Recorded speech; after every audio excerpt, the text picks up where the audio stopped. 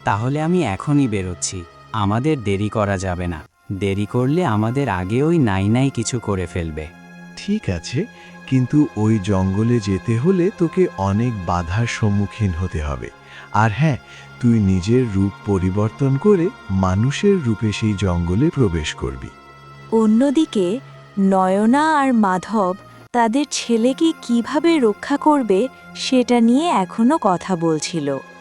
নায়না, এখন কি আমরা ওদের শক্তির সামনে মাথা নত করব? আমাদের কি কিছুই করার নেই? মাধব, আমার তো 2টি সন্তান হয়েছিল। এটা তো হচ্ছে আমাদের একটা সন্তান। আমার দ্বিতীয় সন্তান কোথায়? ওকে আনতে পারলে তাহলে আমরা কিছু একটা করতে পারবো। মাধব কিছু না বলে চুপ করে থাকে।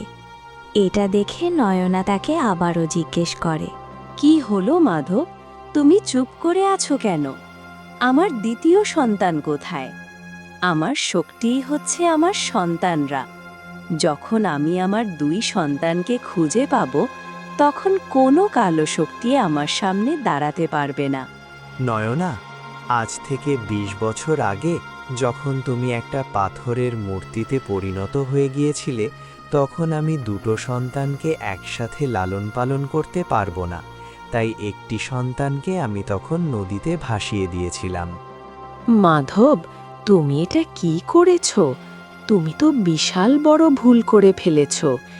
এর মাসুল এখন আমাদেরকে দিতে হবে। ওই সন্তানকে এখনো বেঁচে আছে নাকি মারা গেছে এটাও তো আমরা জানি না। আমাদেরকে আগে আমাদের দ্বিতীয় সন্তানকে খুঁজে বের করতে হবে। কিন্তু নায়ানা, আজ থেকে 20 বছর আগে আমি তাকে নদীতে ভাসিয়ে দিয়েছিলাম। এখন তাকে আমরা কিভাবে খুঁজে বের করব? সে যদি আমাদের সামনেও চলাফেরা করে, তাহলে তো আমরা তাকে চিনতে পারবো না। মাধব, তাকে আমাদের খুঁজে বের করতে হবে। সামনে আসতে তো আমরা অবশ্যই চিনব, কারণ আমার 2টি সন্তান তো যমজ ছিল। তারা দুজন তো দেখতে একই রকম হবে। আমি হয়তো তাদের কাউকে দেখিনি এখনো, কিন্তু তুমি তো দেখেছো। নয়না, তুমি ঠিকই বলেছ। যেহেতু আমার যমজ সন্তান হয়েছে, তো তাদের চেহারা তো মিল থাকবে, কিন্তু সমস্যা হচ্ছে এখন আমরা তাকে কিভাবে খুঁজে বের করব? মাধব, এখন আমাদেরকে অনেক কঠিন পথ পাড়ি দিতে হবে। এখান থেকে অনেক অনেক দূরে কালিন্দী জঙ্গল রয়েছে। সে জঙ্গলে একটি মন্দিরে একটা জাদুর আয়না রয়েছে। সে জাদুর আয়নাটা যদি আমরা আনতে পারি, তাহলে সেটার সাহায্যে আমরা আমাদের ছেলেকে খুঁজে বের করতে পারবো। ঠিক আছে নয়না, চলো তাহলে। যত কঠিন পথই হোক না কেন, আমি সে পথ পাড়ি দিয়ে আমার ছেলেকে খুঁজে বের করবই।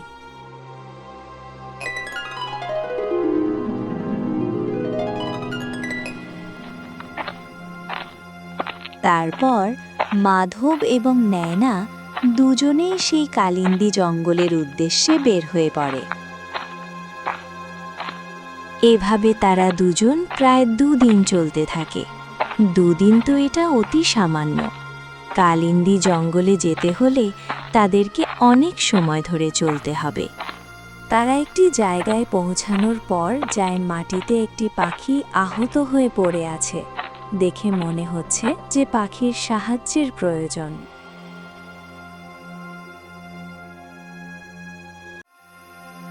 নায়না, দেখো, এখানে একটি পাখি আহত হয়ে পড়ে আছে। আমাদের উচিত তাকে সাহায্য করা। মাধব, তুমি ঠিকই বলেছ। আমাদের তাকে সাহায্য করতে হবে। আমাদের অল্প একটু সাহায্যের কারণে তার প্রাণ বেঁচে যাবে, নয়তো অবহেলায় এখানে পড়ে থেকে সে এভাবেই মারা যাবে। তারপর তারা দুজন সে পাখিটির কাছে যায়। তারা পাখিটির কাছে যেতেই আচমকায় সে পাখিটি মানুষের মতো কথা বলতে শুরু করে। আমার প্রচুর তৃষ্ণা পেয়েছে। তৃষ্ণার কারণে আমার শরীরে একটুকুও শক্তি নেই। দয়া করে আমাকে একটু পানি খাওয়াও। ঠিক আছে, আমি এখনই তোমাকে পানি খাওয়াচ্ছি। তুমি অল্প একটু অপেক্ষা করো, আমি পানি এক্ষুনি নিয়ে আসব। তারপর মাধব পানির উৎসের খুঁজে বের হয়ে পড়ে, আর নয়না এখানে দাঁড়িয়ে থাকে।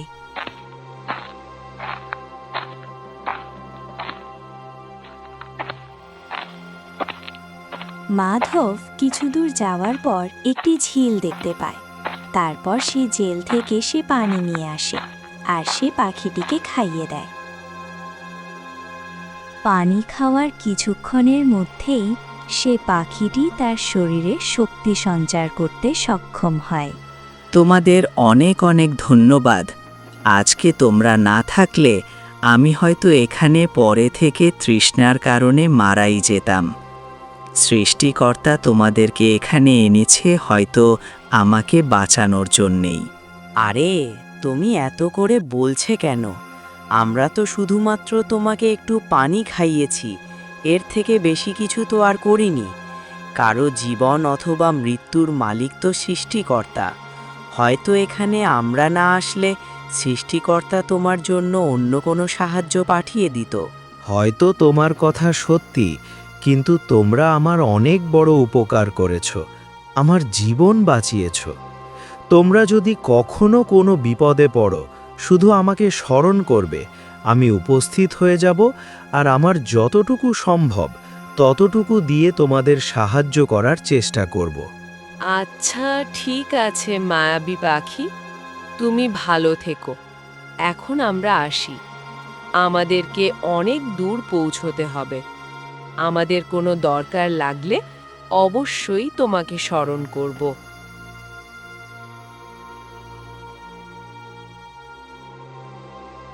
পাখির থেকে বিদায় নিয়ে মাধব আর ন্যায়না তাদের গন্তব্যের উদ্দেশ্যে আবারও রওনা শুরু করে। বেশ খানিকটা সময় হাঁটার পর তারা একটি নদীর সামনে চলে আসে, কিন্তু সেই নদীতে তারা আশেপাশে অনেক দূর পর্যন্ত কোনো নৌকা দেখতে পায় না। এখন চিন্তা একটাই, এই নদী কিভাবে পার হবে? নয়না, এই নদীতে তো আশেপাশে কোনো মাঝি দেখতে পাচ্ছি না। দূর দূরান্ত পর্যন্ত কোনো নৌকা দেখাই যাচ্ছে না। তো আমরা এই নদী কিভাবে পার হব? মাধব, যে করেই হোক আমাদের এই নদী পার হতেই হবে, কারণ এই নদী পার না হতে পারলে আমরা কালিন্দী জঙ্গলে পৌঁছতে পারবো না। একটা কাজ করি, চলো আমরা এখানে আশেপাশে দেখি কোথাও কলা গাছ আছে কিনা। তারপর সেই কলা গাছ দিয়ে ভেলা বানিয়ে আমরা এই নদী পার হয়ে যাব। মাধব, তুমি এই নদীর বিশালতা সম্পর্কে জানো না। আমাদের এই নদী বের হয় কালিন্দী জঙ্গলে, পৌঁছতে প্রায় 15 দিন সময় লাগবে। ততদিন পর্যন্ত কলা গাছের ভেলা পানিতে ভেসে থাকতে পারবে না, সেটি পচে যাবে। নায়না, তাহলে এখন উপায় কি? কোনো প্রকার নৌকা ছাড়া এই নদী পার হওয়া তো প্রায় অসম্ভব ব্যাপার। মাধব, আমাদের কাছে কিন্তু এখনো একটা উপায় আছে। তোমার মনে আছে আমরা যে পাখিটাকে সাহায্য করেছিলাম? সে বলেছিল আমরা যদি কোনো বিপদে পড়ি তাকে স্মরণ করতে, সে আমাদের সাহায্য করবে। আরে নায়না, এটা তো জাস্ট কথার কথা। এই সাধারণ একটা পাখি আমাদেরকে কিভাবে সাহায্য করবে? মাধব, তোমার চোখের উপর পর্দা পড়ে গেছে, চোখের উপর থেকে পর্দাটা সরাও। তোমার কি এখনো মনে হচ্ছে এটা কোনো সাধারণ পাখি? কোনো সাধারণ পাখি কথা বলতে পারে মানুষের মতো? এবার মাধব নয়নার কথার গুরুত্ব বুঝতে পারে। তারপর তারা দুজন সেই পাখিটিকে মনে মনে স্মরণ করে। কিছুক্ষণের মধ্যেই পাখিটি তাদের সামনে হাজির হয়ে যায়। তোমাদের কিভাবে সাহায্য করতে পারি বলো? তোমাদের যা প্রয়োজন আমি তা দেওয়ার জন্য প্রস্তুত। হে মায়াবী পাখি, আমাদের এই নদীটা পার হতে হবে, কিন্তু এখানে কোনো নৌকা পাওয়া যাচ্ছে না। তুমি আমাদেরকে সাহায্য করো, আমাদের জন্য একটি নৌকার ব্যবস্থা করে দাও। এখানে কখনোই কোনো নৌকা পাওয়া যায় না, আর আমি জানি আমার সাহায্য তোমাদের লাগবেই। আমি ওখানে শুধু তোমাদেরকে পরীক্ষা করেছিলাম তোমরা মনের দিক থেকে কেমন। তোমরা মনের দিক থেকে যথেষ্ট ভালো, এই জন্যই আমি তোমাদেরকে সাহায্য করছি এই নদী পার হতে। খারাপ মনের মানুষ কখনোই এই নদী পার হতে পারে না। তারপর সেই জাদুর পাখিটি তার মায়াবী শক্তির বদলতে সেখানে একটি নৌকা এনে দেয়। এই নাও, এটি একটি ভালো মজবুত কাঠের নৌকা। তোমরা এই নৌকার সাহায্যে অনায়াসে নদী পাড়া হয়ে যেতে পারবে। এখন তাহলে আমি আসি। এটা বলে পাখিটি সেখান থেকে চলে যায়। এরপর নায়না আর মাধব সেই নৌকাতে ওঠে বসে। তারপর নৌকাটি নিয়ে তারা চলতে শুরু করে। চলতে চলতে তারা নদীর অনেক গভীরে চলে আসে। এভাবে দিন রাত যাবৎ তারা চলতে থাকে।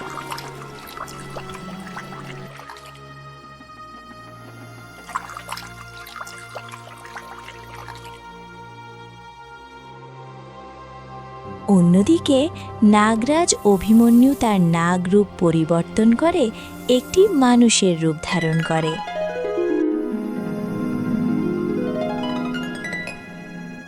আমি কখনোই ওই নায়নার সামনে হার মানব না। আমি ওর আগে ওর ছেলেকে খুঁজে বের করব, তারপর ওর সকল শক্তি নষ্ট করে দেব, আবারও ওকে বন্দি করে ফেলব।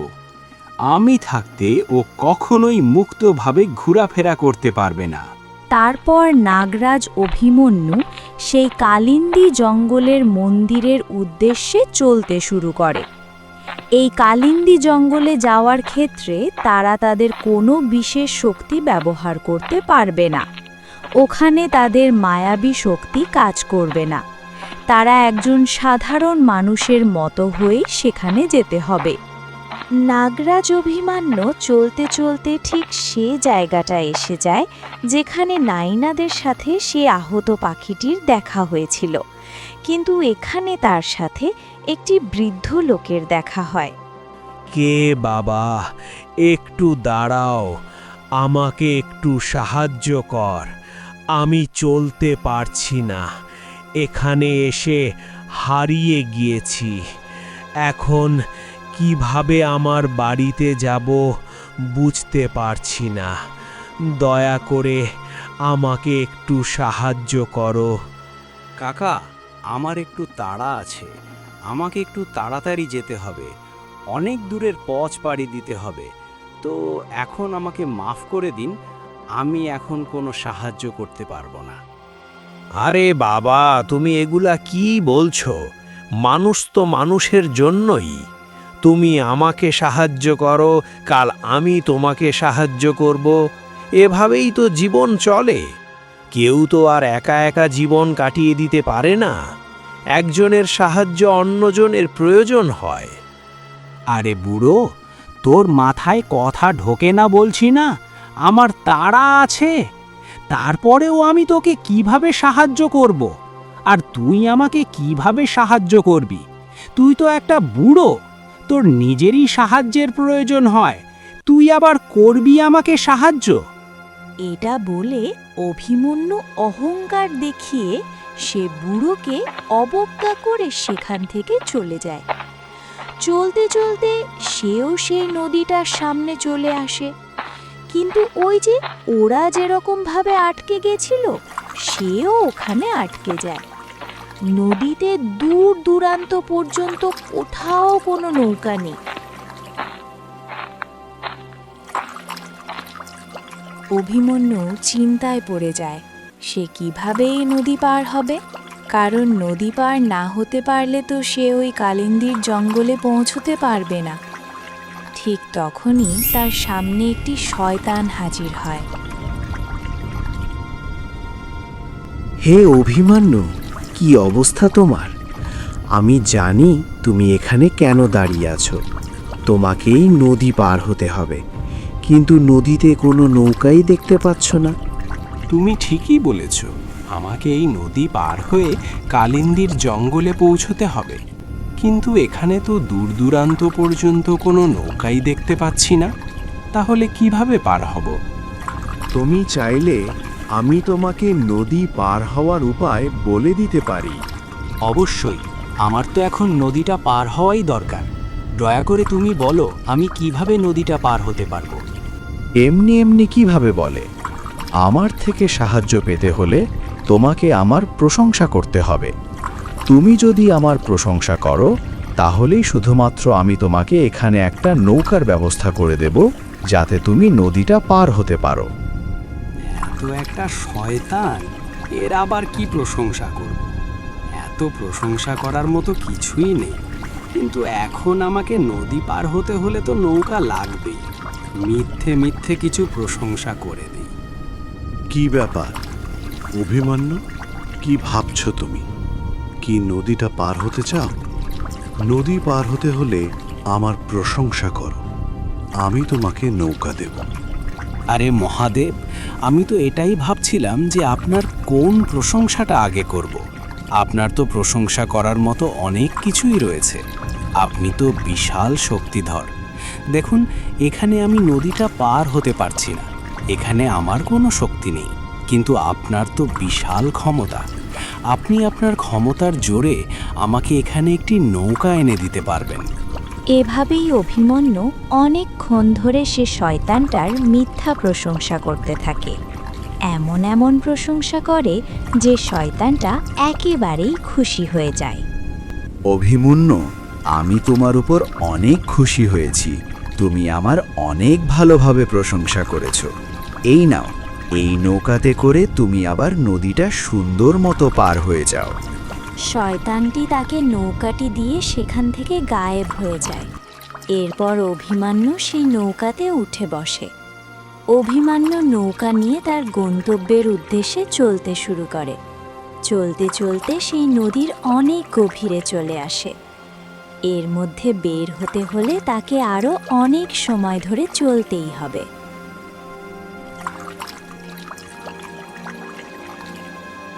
অন্যদিকে নয়না আর মাধব নদীর প্রায় কিনারায় চলে আসে।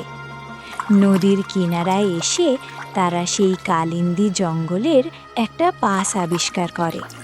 নয়না, দেখো, আমরা তো নদী পার হয়ে একটা জঙ্গলের কিনারায় চলে এসেছি। এটাই তো মনে হচ্ছে কালিন্দী জঙ্গল, তাই না? তুমি তো এগুলো ভালো করেই চেনো। হ্যাঁ মাধব, তুমি ঠিকই ধরেছ, এটাই হচ্ছে সেই অভিশপ্ত কালিন্দী জঙ্গল।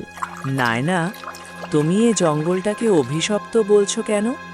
আমরা তো এই জঙ্গল থেকেই সাহায্য নিতে এসেছি।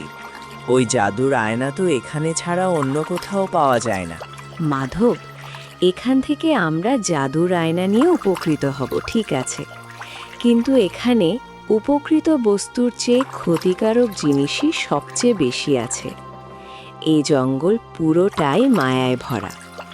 এখানে আমাদেরকে অতি সাবধানে চলাচল করতে হবে।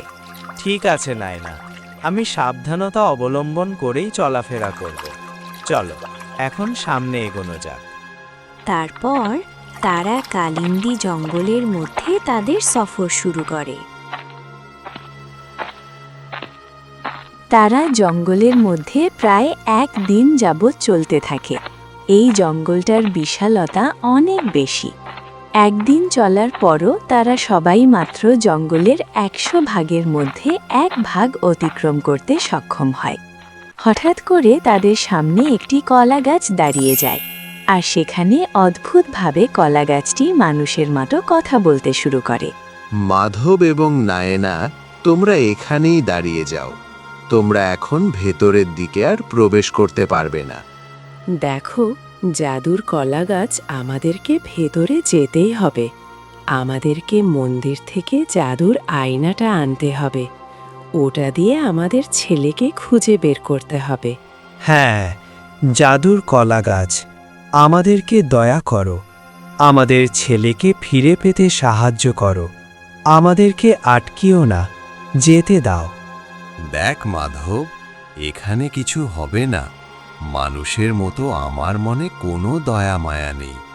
তোমাদেরকে ভিতরে যেতে হবে। 3টি কঠিন ধাঁধার উত্তর দিতে হবে। উত্তরগুলো যদি তোমরা সঠিকভাবে দিতে পারো, তাহলেই কেবলমাত্র ভেতরে যেতে পারবে। তা না হলে তোমরা এই জঙ্গলের মধ্যে আটকা পড়ে যাবে, যদি একটা প্রশ্নের উত্তর তোমরা ভুলভাবে দাও। এই কথা শুনে নয়না আর মাধব দুজনেই ঘাবড়ে যায়। যদি তারা একটি প্রশ্নের উত্তর ভুল দেয়, তাহলে তারা সারা জীবনের জন্য এই জঙ্গলে আটকা পড়ে যাবে। নয়না, এখানে যদি আমরা একটি প্রশ্নের উত্তর ভুল দেই, তাহলে এখানে আমরা চিরতরে আটকা পড়ে যাব। তোমার কি মনে হয় আমাদের কি করা উচিত? মাধব, আমার কাছে আমার সন্তানের চেয়ে কোনো কিছুই বড় নয়। আগে আমার সন্তান, তারপর আমার জীবন। আমার জীবনে আমি অনেক দিন কাটিয়েছি, কিন্তু এখন আমি আমার সন্তান ছাড়া বেঁচে থাকা আর মরে যাওয়া একই কথা। এখানে যদি আমি আটকে পড়ে যাই, তাহলে আমার কোনো দুঃখ থাকবে না। ঠিকই বলেছ নায়না, এখানে আমরা আটক পড়ে গেল। অন্ততপক্ষে নিজের মনকে সান্ত্বনা দিতে পারবো এটা বলে যে আমরা চেষ্টা করেছি, আমরা ভয় পেছু হাঁটানি। ঠিক আছে, জাদুর কলা গাছ, আমরা রাজি। তুমি তোমার প্রশ্ন করো, আমরা প্রশ্নের উত্তর দিয়েই ভেতরে প্রবেশ করব। ঠিক আছে, প্রথম প্রশ্ন অথবা প্রথম দ্বারা যেটাই মনে করো, কোন সেই রসিক চান নাকে বসে ধরে কান? কোন সেই রসিক চান নাকে বসে ধরে কান? এটার উত্তর হবে চশমা। কারণ চশমা পরার সময় আমরা সেটাকে আমাদের নাকের উপরে স্থাপন করে, আর তার দুটি হাতল আমাদের কানের উপরে থাকে। তাই সহজে বলা যায় উত্তরটি হবে চশমা। চমৎকার! তুমি খুব সহজেই ধাঁধার উত্তরটি দিয়ে ফেললে। এবার দ্বিতীয় ধাঁধা, আর এটার উত্তর নায়নাকে দিতে হবে। ঠিক আছে, তুমি জিজ্ঞেস করো, আমি সেটার উত্তর দেওয়ার চেষ্টা করব। তো বন্ধুরা, 4 নম্বর পর্ব এখানেই শেষ হয়ে যায়। এরপর কি হয়েছিল সেটা জানতে হলে 5 নম্বর পর্বের জন্য অপেক্ষা করতে হবে। আর হ্যাঁ, এখানে নায়নাদেরকে একটি ধাঁধা জিজ্ঞেস করা হয়েছে, তাদেরকে আর 2টি ধাঁধা জিজ্ঞেস করা হবে। তোমরা একটা কাজ করো, তোমাদের পছন্দের ধাঁধাটি কমেন্ট করো। তোমাদের কমেন্ট থেকে বাছাই করে যে কোনো 2টি ধাঁধা সিলেক্ট করা হবে, আর সেগুলি পরবর্তী পর্বের শুরুতে ব্যবহার করা হবে। আর যাদের মাথায় কোনো ধাঁধা আসছে না, তারা পার্ট 5 লিখে কমেন্ট করো।